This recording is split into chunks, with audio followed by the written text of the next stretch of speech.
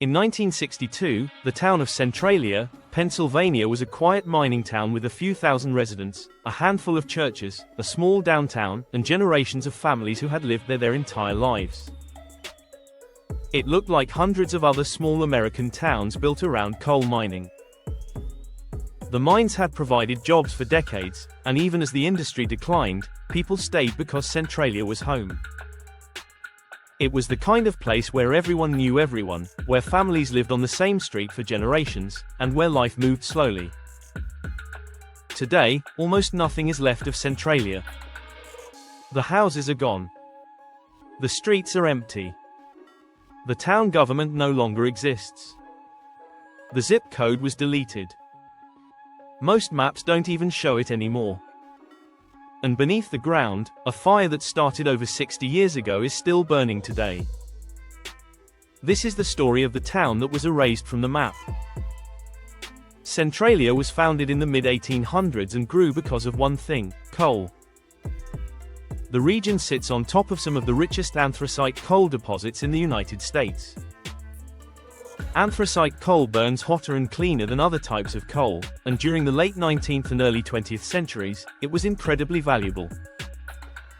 Coal-powered factories, heated homes, and fueled the industrial growth of the United States.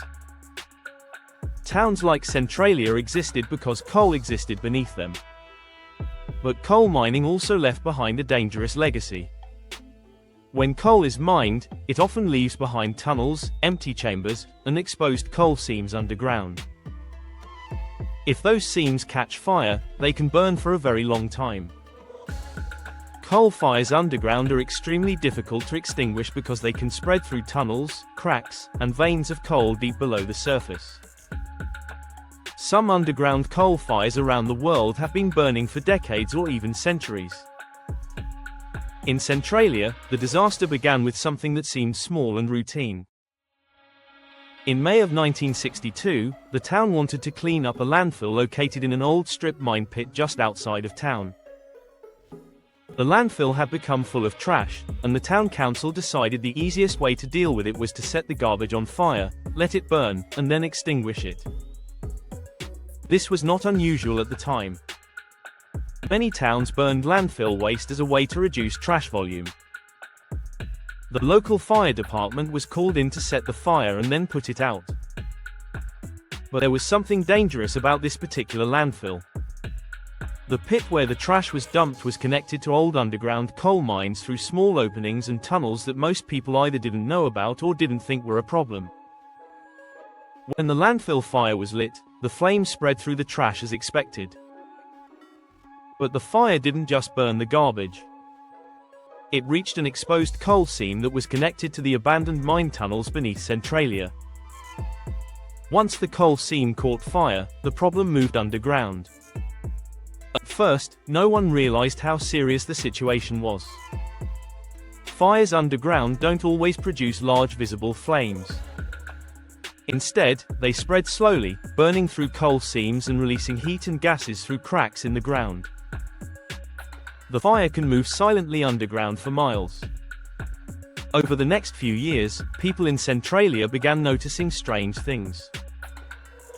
The ground in some areas became warm. Smoke started coming out of cracks in the earth. Some residents reported a strange smell, like sulfur or something burning. Carbon monoxide, a deadly gas, began seeping into basements. The town and the state of Pennsylvania attempted several times throughout the 1960s and 1970s to put out the fire. Crews tried digging out the burning areas, flooding sections of the mines, and sealing off tunnels. But underground coal fires are incredibly difficult to stop once they spread. The fire had too many paths, too many tunnels, and too much fuel. By the late 1970s, the situation was getting worse. The fire had spread under a larger portion of the town, and the ground in some places became unstable. Roads began to crack. Steam and smoke rose from the ground in multiple locations.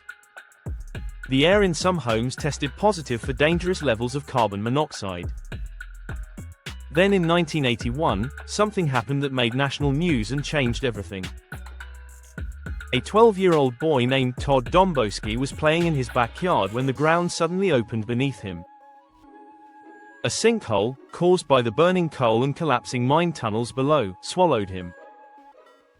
The hole was about 4 feet wide and over 100 feet deep, and hot gas was rising out of it. Todd managed to grab onto a tree root, and his cousin pulled him to safety just in time. If he had fallen in, he likely would have died from the heat or the toxic gases. This event made it clear that Centralia was no longer safe. In 1984, the United States Congress approved more than $40 million to relocate the residents of Centralia. The government offered to buy people's homes and pay for them to move somewhere else. Some residents accepted and left, but others refused. Many families had lived there for generations and didn't want to abandon their homes. Over the next decade, most of the town was slowly abandoned. Houses were demolished. Buildings were torn down. Streets were closed. The population dropped from over 1,000 people to just a handful of residents who refused to leave. In 1992, the state of Pennsylvania used eminent domain to take ownership of all the property in Centralia, condemning the town and forcing most of the remaining residents to leave. The zip code for Centralia was revoked in 2002, which is something that almost never happens. It was one of the final steps in officially erasing the town. Today, Centralia is almost completely gone. A few roads remain, but many are closed or overgrown. Graffiti Highway, one of the abandoned roads, became famous for a while as a place where people would visit and paint messages and artwork on the cracked pavement, though it has since been covered to discourage tourism. But the most incredible part of the story is what's still happening underground. The coal fire is still burning. Experts estimate that the fire could continue burning for another 100 to 250 years because of the amount of coal still underground. The fire continues to release heat and gases, and the ground in some areas is still unstable.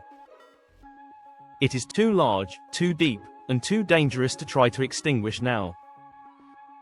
The only real solution was to abandon the town and let the fire burn out on its own, which could take centuries. Centralia is not the only underground coal fire in the world, but it is one of the most famous because it destroyed an entire town. It turned a normal American town into a real-life ghost town, not because of a war, not because of an economic collapse, but because of a fire that no one could see and no one could stop. The story of Centralia is a story about unintended consequences. A small decision in 1962 to burn trash in a landfill led to a chain reaction that forced an entire town to disappear. No one in 1962 thought they were starting a disaster. It was supposed to be routine, just another landfill cleanup. But the fire reached the coal, and once it did, the timeline of the town changed forever. Centralia shows how something small can turn into something unstoppable. It shows how communities built over generations can disappear in a matter of years. And it shows how some mistakes don't have quick fixes. Today, if you visit Centralia, it doesn't look like a normal town. It looks like empty land, patches of forest, a few roads that lead nowhere, and occasional steam rising from the ground. If you didn't know what used to be there, you might drive right past it and never realize that an entire town once stood there. But beneath your feet, the fire is still burning, slowly moving through the coal seams in the darkness, just like it has been since 1962. Centralia is a place that still exists, but not really as a town anymore. It exists as a warning, as a strange piece of American history, and as a reminder that sometimes disasters don't happen all at once.